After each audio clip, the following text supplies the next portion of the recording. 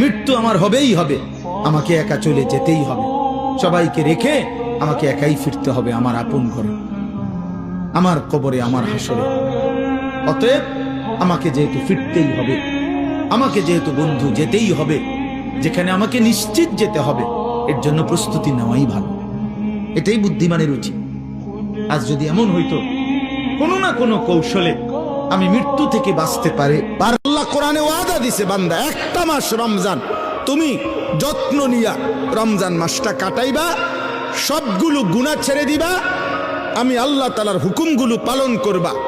আমি আল্লাহ ওয়াদা দিলাম লাআল্লাকুম তাত্তাকুন, এক মাসে তোমাকে মুত্তাকি বানায় দেব, জান্নাতি বানায় দেব, বানায় দেব। আল্লাহ তাআলা বলছেন একদিন তোমার কথা কেউ মনে করবে না। এটাই সত্য, এটাই বাস্তবতা, এটাই চিরন্তন সত্য।